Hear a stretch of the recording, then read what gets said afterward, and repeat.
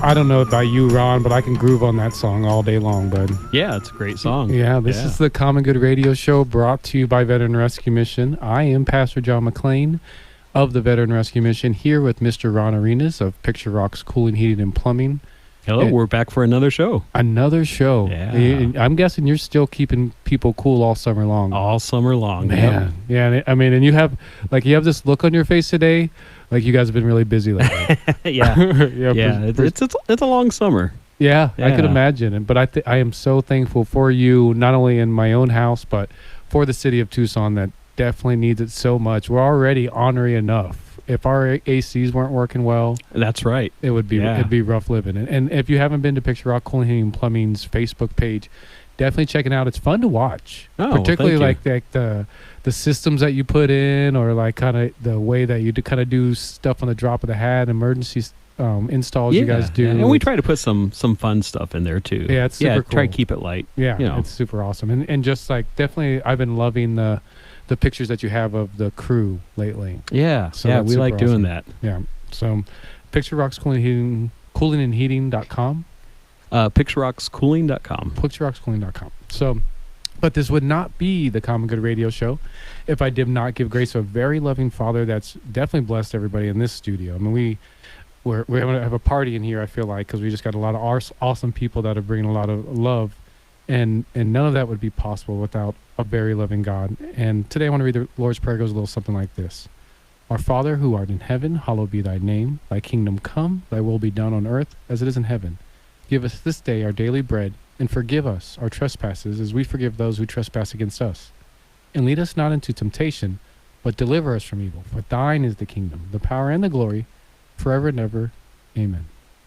And it's kind of fun that I'm actually saying that little the prayer today. Granted, I say that prayer every week, because our guest today, Jennifer Tersini with Raise the Bar, I think she's going to be talking. We're going to talk a little bit about forgiveness and trespass, and forgiving of the trespasses, and kind of some of the basic principles that we're taught as children, and how you apply those to your business or your nonprofit.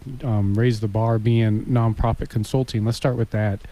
Just for our listeners who haven't heard you on the show before and don't know what Raise the Bar consulting is. Well, thanks, John. So we offer growth and transformation strategies for nonprofit organizations, fundraising, organizational development, capacity building, and interim leadership solutions for organizations. Nice. So the theme of your participation here today, in regards to whether it's setting up a nonprofit, it's dealing with your volunteers, it's dealing with your staff, it's dealing with people who want to support you, it's dealing with the people you contract with, is the golden rule. How does that apply? Yeah, I've been at the risk of being too cerebral today about this. I've been thinking about this lately because when people are called to nonprofit service, I think that it's easy for us to think about the golden rule in terms of how we treat our clients or the people we serve. Sometimes in the hustle and bustle of life, I think it gets to be easy for people to maybe lose that compass when they're sitting on a board of directors, when they're dealing with their peers, when they're dealing with vendors or contractors. And I think it's great to be able to pause and just think about, if I was the person receiving this message, or if this impacted me, how would I feel? And how would I want someone to be treating me in the moment? A lot of times we get so caught in all kinds of conversations. If you sit on a board, or if you're in a staff team that get to be very focused on logistics, and it's easy for people to just react or move forward quickly, or come up with a solution that is going to have a cascading effect for people, without really pausing to think about is this the right thing to do, and how do we deliver it in a way that minimizes harm, right? And in a way that's compassionate and caring and loving. So I've just been thinking a lot about that. What would you say in regard to that, Ron? I mean, I made the comments before we started the show that you're one of the nicest guys I know. So I imagine it's kind of like probably a principle that you've been living with, probably most of your life. And it definitely, it seems like it shows. And how would you say, what type of, reaction are you getting because you operate in that capacity? Well, I mean, everything that you do, there's a consequence, whether it's good or bad. And I think everything that you do in your business, how you operate it, they're building blocks for the next step. So you can either be building for failure or you can be building for success. Interesting. That's deep. Man, I want to take that. Nice. So you have to see how you treat your own employees. You have to see how you treat your customers, possible future customers. So it's just you kind of wrap that all up and try to treat everyone with the respect that they deserve. And sometimes they don't deserve. But you'd want it. Yeah, so you might as well give it to them. Right, yeah. exactly. Yeah. I also think that it can be really easy to start ranking like who's the most important. And it's a slippery slope, but it's done often, and I think very subconsciously, right? Like our clients are the most important, or our staff are the most important, or whatever that is. And I think that it's also easy then to see certain things that we think are just business as something that is dispensable, but there are people involved often, right? And I think that it's important as we move through, because sometimes you have to make hard decisions, but doing that with grace and compassion and thinking through the delivery and working collaboratively on solutions, I think is really important. And also to do what you can to let go of ego.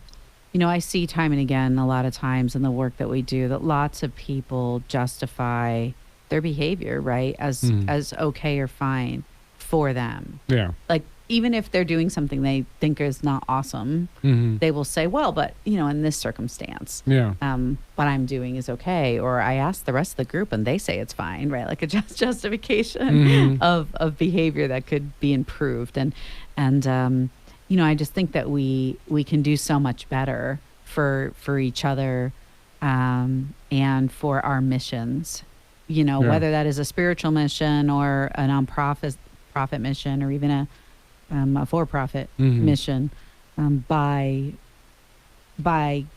keeping that basic rule in mind, right? How would I want to be treated, and to reflect that. If somebody wants to get your services, whether it's nonprofit coaching, consulting, help with structure, how can they do that?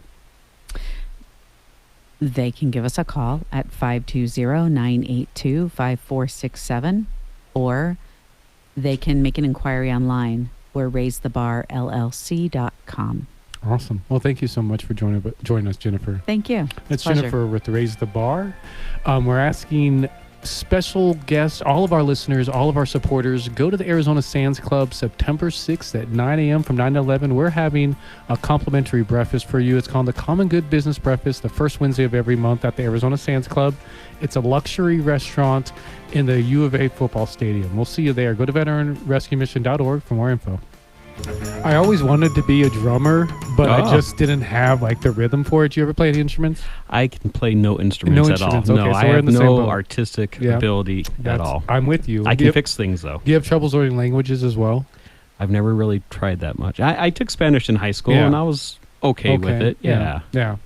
For me, it's been anything artistic. I'm no good, no bueno. Yeah, if it's mechanical, I can figure it out. Yeah, well, that's good. We all have our gifts. I mean, that's I think this radio show is probably about as artistic as I get. Yeah. And for those that are listening, this is the Common Good Radio Show, brought to you by Veteran Rescue Mission, highlighting the good in the community. I'm Pastor John McLean, here with my buddy Ron Arenas with Picture Rocks Cooling, Heating, and Plumbing. He's keeping you cool all summer long. So if you're hot right now, then you obviously haven't talked to Ron Arenas with Picture Rocks Cooling, Heating, and Plumbing. That's right. Yeah, give us a call. Give him a call.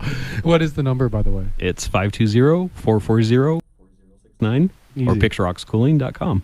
And that's why he wanted to be my co-host, right there. So we have another good buddy in studio with us, another Arizona Sands Club member. It's like the Arizona Sands Club cadre today, because I think all of our guests are going to be Arizona Sands Club members today. I think they owe me something at this point. And he's with Transformational Publishing. He's actually, in a lot of ways, a partner of the Common Good Media. We did the writing workshop that we're still kind of planning out, and I see a lot of kind of cool projects coming out of Transformational Publishing's wheelhouse and from Dave. And so welcome, Dave. Thank you for joining, brother. Well, thank you. Thank you for having me. Yeah, absolutely. So for those who haven't heard of Transformational Publishing, what is Transformational Publishing? Well, although I'm not a nonprofit per se, I like to think that I'm in service to others all the time. Good. Yeah, it's a good way to be. Being in service doesn't necessarily mean you have to be a nonprofit. It is the way you treat people, the main thing. And that's what Transformational Publishing really is all about. I'm here to help people write books. Like to work with first-time authors and get their books out there. And whatever it takes, we'll work it out. We'll make it happen. So how did you get there? Are you a author yourself? I am. I practiced law for about 20 years in New York. And after 20 years of that, I said, I think I'm going to start writing books. And literally from 2005 to 2018, I wrote 10 books. So after 15 years of doing that, I knew I had learned just about everything there is to know about publishing and self-publishing. Okay. And I decided that, I think I'll put together a publishing company and help other people write books. Well, I'm going to take you a step back. And what made you think to write those 10 books? They had just been on my mind. Yeah. Not all of them at that time. I had been I'd grown up during the 1960s, which was a very consciousness type of revolution going on at that time. I'd always wanted to write about that. I had been one of the early Peace Corps volunteers in the country of Nepal, and I wanted to write about that. I just had a lot of things I wanted to write about. So almost like kind of like memoir kind of entries that you just wanted to get out of your brain, so that way you didn't forget it. Right. But they weren't actually, it wasn't autobiography. It was sort of a fictional memoir. So I took events of my life, and built a really exciting novels around that. Interesting. Yeah. How do I not have any of your books? I don't know. Interesting. Okay. Yeah, definitely. We have to work on that. Yeah, we definitely have to work on it. But when you mentioned getting it out of your brain, that's one thing I want to mention, that book writing is extremely therapeutic.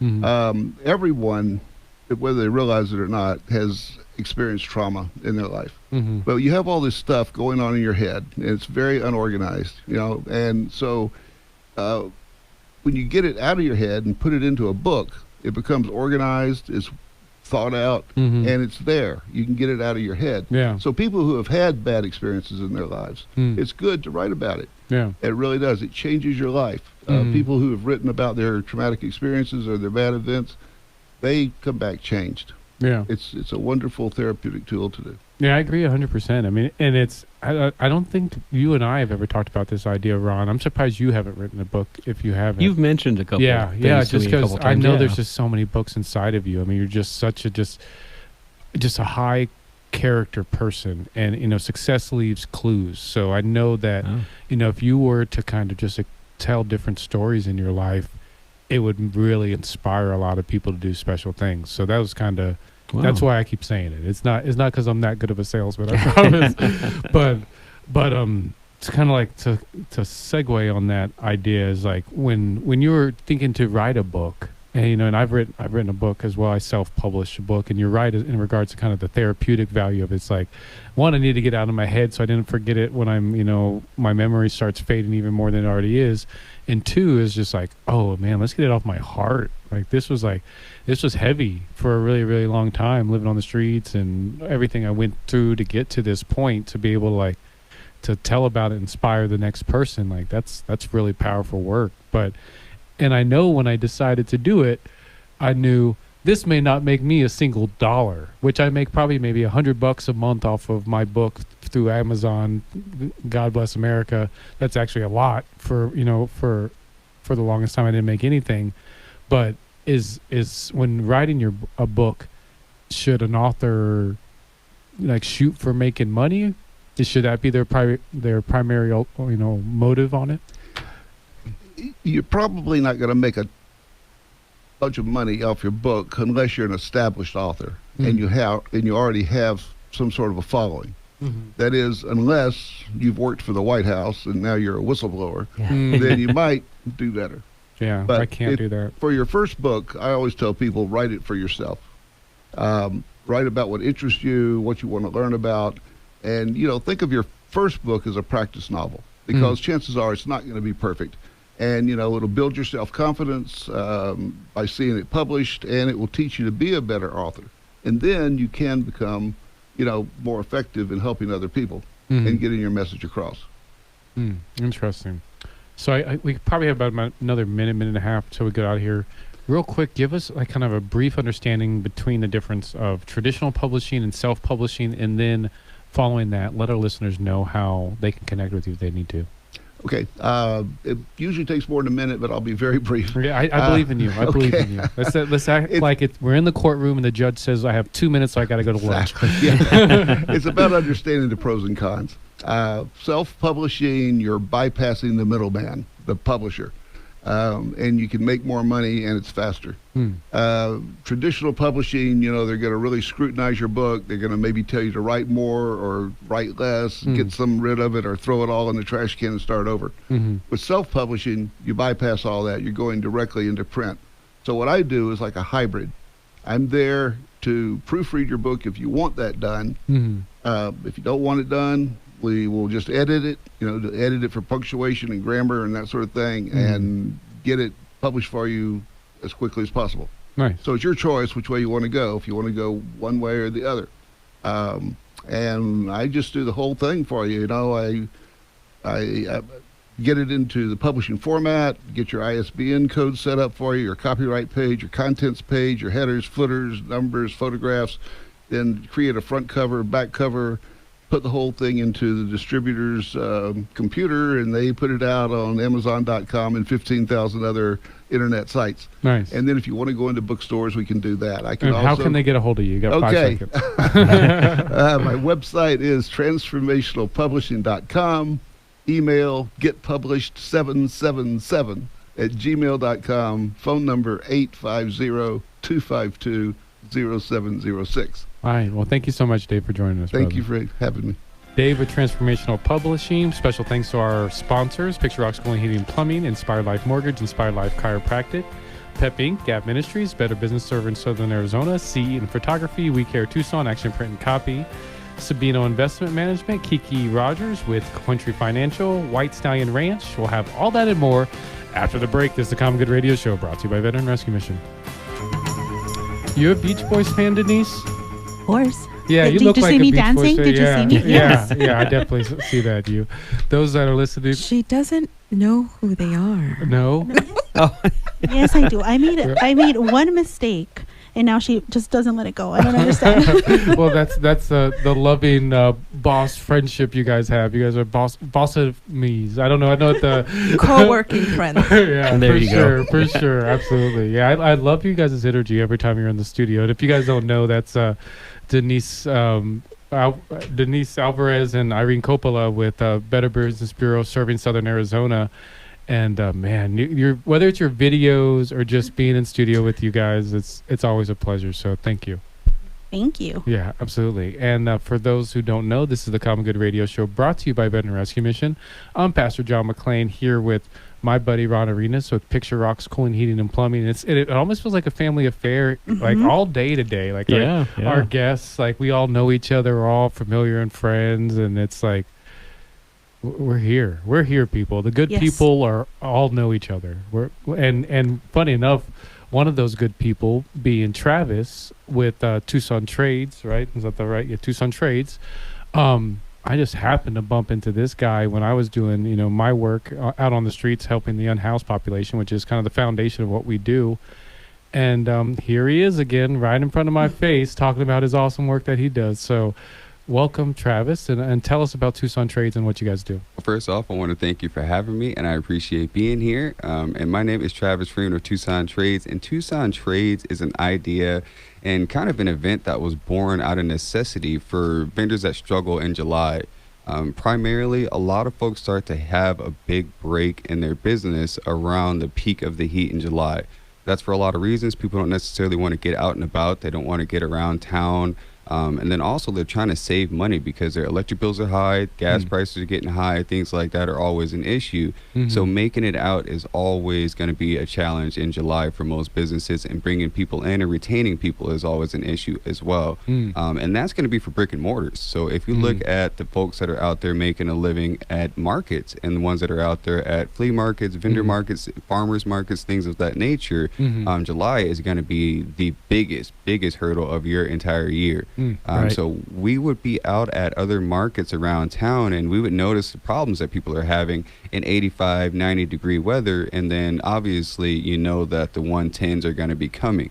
So at 85 degrees, we started seeing that once the sun hits people, a lot of people's products would get ruined. Myself I can see being one that. of them. I actually own a business called Healthful Flowers, and we carry a lot of CBD-based products, a lot of those being creams and gummies and things like that. And our products at 88 degrees, 90 degrees, they're taking a big hit. We would lose hundreds of dollars in merchandise. So we came up with this idea of taking everyone indoors. And at first, we were thinking of doing a smaller event, maybe 50 vendors or so, bringing it to an indoor space, and then kind of seeing what people thought about doing it that way. But very quickly, we realized that it was something that most vendors were dying for. And once we got that great response, we quickly were looking for a larger location, which ultimately brought us to the Tucson Convention Center. And being housed at the TCC, it prevents so many great opportunities for people. One being the AC, obviously being out of the heat, but the loading procedures are all covered as well. So as you're coming out of your vehicle, you're directly out of the sun. And then once you're inside the building, there's great restrooms, there's great security, there are great staff members along with our team that makes it really seamless throughout the process. At our last event, we had 115 vendors. Nice. It was a very great turnout in terms of the vendors, because the quality of vendors was so high. It definitely attracted a high quality of customers. Well, how do people sign up or plug in if they want to help? They want to be part of it. So as a vendor, you're going to sign up on TucsonTrades.com, and then you can sign up as a vendor that way. But as a consumer, all you have to do is show up. Whenever we have an event, our events are free. They do not take any money to attend. We do have VIP packages that include items that typically sell out at our events. But overall, it's just meant to be accessible for the community. It's meant to be a free, family, fun event. You just have to show up. We have our next event January 6th. And it's going to be even bigger than our last. We definitely want to get more people out, bring more vendors out, and definitely up things each time we have an event. Awesome. Well, Great. thank you so much, Travis, for speaking. I appreciate you guys. Thank you very much. Well, and you were invited by these two awesome ladies, Denise and Irene, and I'm guessing that it's probably your invitation was tied into this awesome leadership summit that's coming in September. So why don't you guys tell me about that? Yeah, so like we mentioned before, BBB usually is looked at for negativity, right? The complaints, that's where you go. So we, like you, we have that common goal of highlighting the good in our community, right? And so we met with Travis. He told us about this great event, and we're like, oh, we're having an event. There's expo booths available there as well. And we just really wanted to highlight what he was doing and tie it into Spark. Yeah. So the Leadership Summit, September 20th, it's an all-day event. We have speakers from the University of Arizona. Nancy Lyons is an international speaker. She'll be talking about how to kick fear in the face, right? Because that's usually what holds us back. And so we're really excited. That's awesome.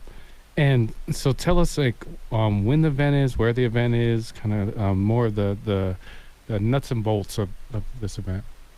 Yes, absolutely. So Irene's the nuts and bolts lady. nuts and bolts. Yes. I love to analyze sometimes. Yes, we're super excited. The event will be held on Wednesday, September 20th at Casino del Sol. It will begin at 7 a.m. It will end around 5:30ish, because we Okay. like to network. Yeah. So we you will gotta stay go late. chat it up in the parking lot on your way out. Absolutely, at the Absolutely. parking lot, in the Yeah. AC, Yeah. indoors.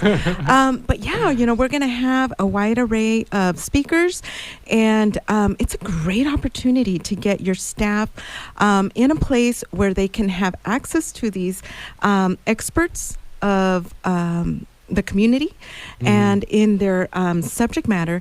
And we're so excited that we're able to bring this to our community. Nice. And for the people that were to attend this event, like, what can they expect? What can attendees what are they going to get out of this goodie? I bet it's something good.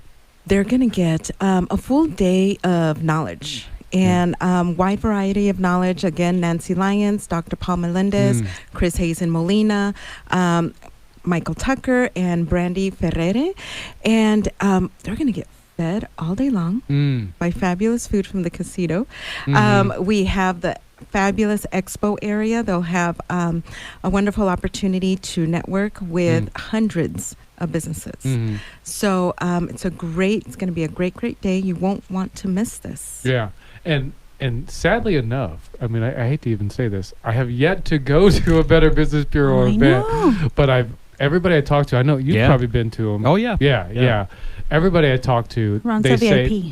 that Better Business Bureau has some of the best events. Oh, thank you. So- Yeah, they're very well attended, and the And- food's and always fun, good. And good group of yeah. people that are there. I mean, just the pictures, I can just tell people are having fun. So Yeah. either they're having fun, or you guys are really good at looking like you're having fun in pictures. Yes, Absolutely. we're like, stop. But you forgot about there'll be raffles. Okay. There's a raffle for an iPad, AirPods Pro, gift cards. So it's going to be a really fun event. Chris Edwards is our MC. You work with him. Nice. So, Yeah, I love you know, that Chris. he's super Yeah. entertaining. So we're Mhm. really excited. That's awesome. Well, cool. Well, how can people sign up for it? Visit bbb.org/Tucson Spark. Awesome. Denise, Irene, Travis, thank you so much. Thank you very much for having us. Awesome. That's the Better Business Bureau serving Southern Arizona. They're pretty easy to find everywhere, so definitely look them up at bbb.org. And this is Common Good Radio Show, brought to you by Veteran Rescue Mission. I'm Pastor John McClain here with Ron Arenas with Picture Rocks Cooling, Heating, and Plumbing. He's keeping you cool all summer long. That's right. Yeah. Give us a call. Absolutely. And as we mentioned earlier, first Wednesday of every month, the Arizona Sands Club, we have a networking meeting of ourselves, a supporter appreciation event, 9 to 11 a.m., first Wednesday of every single month, just to show you that we love you. And we're back. Welcome back. This is the Common Good Radio Show, brought to you by Veteran Rescue Mission. I'm Pastor John McClain, and I'm here now. I wanted to see how awkward I could make Rod feel. What would you say, 1 to 10? What was that? Oh, yeah, it was probably around the 7 or 8. 7 or Yeah, 8. Okay, yeah. good. Well done. So yeah, we're here with two more buddies that we have, and this has been like the Arizona Sands Club show, man. How are they not sponsors on this show at this Right. point, man? I talk about them Yeah. so much, but we have Don Zavis and we have Sean on the line with us, and they're here to talk about ERC. If you do not know those acronyms, that's the Employee Retention Credit, and it's actually really cool. My guest co-host today is Ron Arenas of Picture Rocks Cooling, Heating, and Plumbing, who had the good fortune of working with these two gentlemen. We did. Yeah. And, And they helped us get the they- ERC yeah. funds. Uh-huh. So welcome, Don and Sean, to the show. Well, thank you, gentlemen. Ron, I didn't know you were going to be joining us today. You're literally the best advertisement we could possibly have. Yeah, it worked out pretty well. Yeah. Yeah. I planned it that way. Yeah, it was all part of the grander scheme. Yeah, you get it. Yeah, so welcome, guys. Tell us, so those who don't know what ERC is, what is it? Well, Sean, do you want to field this because you are the most eloquent in explaining it? Sure, I'd be delighted. So, and it's great to hear you there, Ron, as well. I didn't know you were going to be here, so that's Yeah, fantastic. thank you. So the Employee Retention Credit is a program that Congress and the President passed back in 2020, and it's intended to help those businesses who qualify to essentially get rewarded for keeping their employees paid and on payroll throughout the pandemic. Mm. that's kind of it in a nutshell. I could talk straight for 10 more minutes. So, John, tell me what else would you like me to go into about this? Well, I mean, I think probably the big misconception I heard kind of like from, hearing you speak at the Arizona Sands Club, and again, I'm still frustrated they're not sponsors. I talk about them way too much. Is there's a kind of like a lot of confusion that people have in regards to who qualifies, how do they qualify, if they qualify. So if you could maybe dispel a little bit of that stuff and help our listeners out there that are business owners or were maybe business owners in that time period know if it applies to them, if you're even speaking to them. Got it. Yeah, there is a lot of misinformation out there, and unfortunately, I think many people who should have the answers just don't understand the legislation well. So that's our specialty. Again, the intent of this law was to it's called the CARES Act, CARES, and the CARES Act was passed to reward those business owners who kept employees on payroll. This created the PPP loans and the employee retention credit that same act did. When it was first introduced, business owners had to make a choice between the two programs.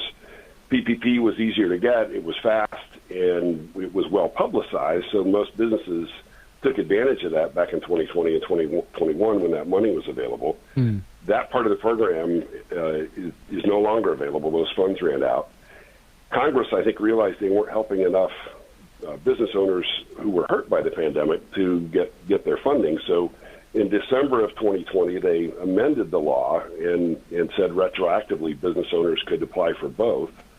And then that law has now been extended and impacted by some additional legislation. Long and short of it is businesses can qualify on a quarter-by-quarter basis for Q2, Q3, or Q4 of 2020, and Q1, Q2, and Q3 of 2021. And the four primary ways that a business can qualify are, the first is something called a gross receipts test. So we compare the revenue in 2019 on a quarter-by-quarter basis to the same quarter in 2020. If they had a decline of 50% or more, quarter-to-quarter comparison, then they qualify for that quarter. And again, each business can qualify one quarter at a time. And then in 2021, Congress made it easier to qualify. They skip over 2020 and they again compare each quarter in 2019 to the same quarter in 2021. And if the business was down by 20% instead of 50, then they qualify. You probably have heard a lot of other radio ads and TV ads about ERC or seen them on social media promising up to $26,000 per employee. So the way that works is each quarter that the business qualifies based on that gross receipts test, they get 50% of their W-2 wages back for each quarter in 2020 with a max of $5,000 per employee for that calendar year. And then in 2021, they increase the payout. It's 70% of W-2 wages for each quarter they qualify in, up to a max of $7,000 per employee per quarter. So that's how you get to the $5,000 in 2020 up to $21,000 in 2021. That's where you get that $26,000. So that's a gross receipts test.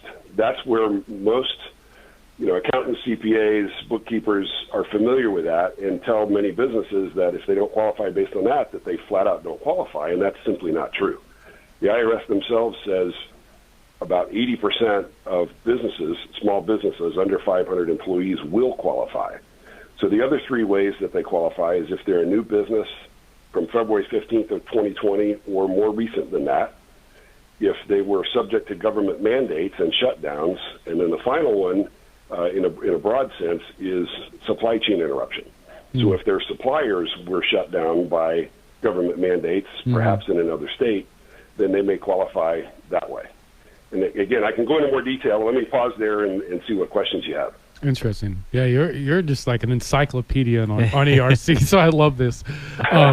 So how would a business start contacting you or getting this process started?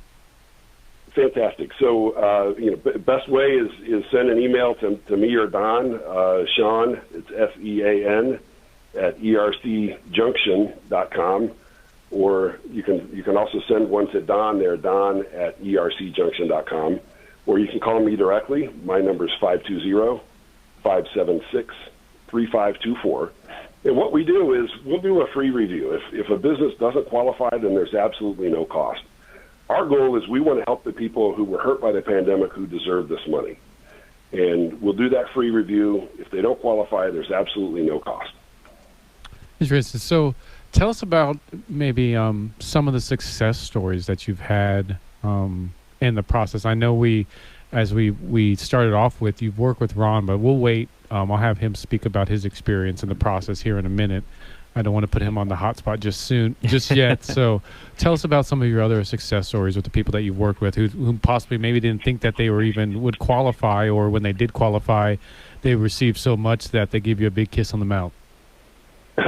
Well, Sure. yeah, well, I'll take this one, Sean, but not the open mouth. That we got to have standards.